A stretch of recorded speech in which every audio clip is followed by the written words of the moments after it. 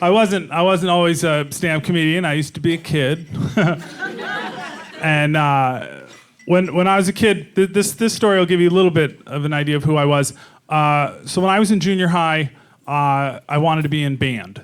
Surprise! So I show up for the first day of band class, and Mr. Haney walks into class, and he asks us all to stand up and put our hand over our hearts, and we're gonna say the Pledge of Allegiance. I don't know where you guys grew up. There's gonna be a speech. That's it! It's a diner! A thing anymore.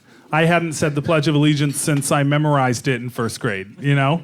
And all of a sudden, he's asking me to do something that I didn't know how I felt about it. He didn't even give me a chance to think about it. I stand up, and all the other kids put their hands over their heart, and they get ready to pledge their allegiance to the flag.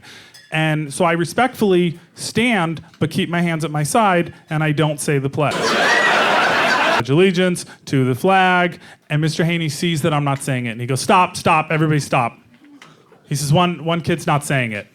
And he didn't name me or point me out, but everybody knew. They always knew. He says, we're gonna start over.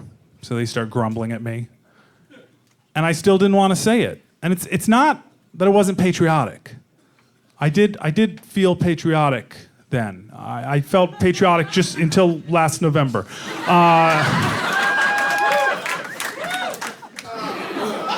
I'm like, you can appreciate Sunday, Bloody Sunday. Make that kind of a commitment. I was like, hang on, America, I might just want to be friends. You know? Like, it's a lot of pressure. I think we should see other countries first. Play the field. So they start a second time. I'm still not saying it. Mr. Haney says, all right. Everybody sit down.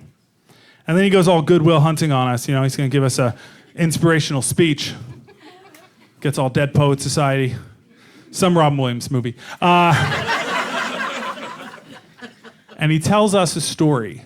And it seems that Mr. Haney, like many men of his generation, had gone to Germany.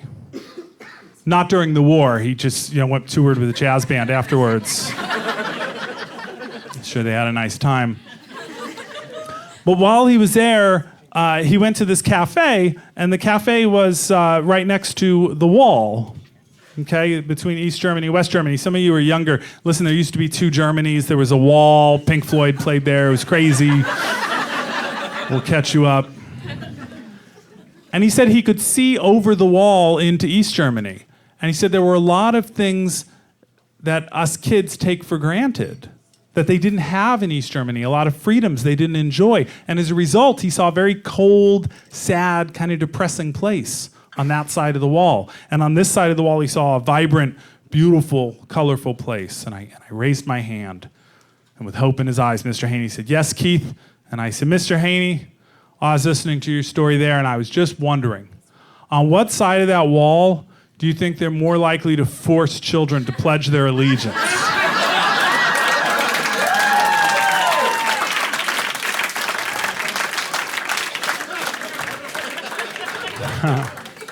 So that's the story of why I don't know how to play the clarinet. Otherwise, this could be a very different show tonight. Benny Goodmaning it up here.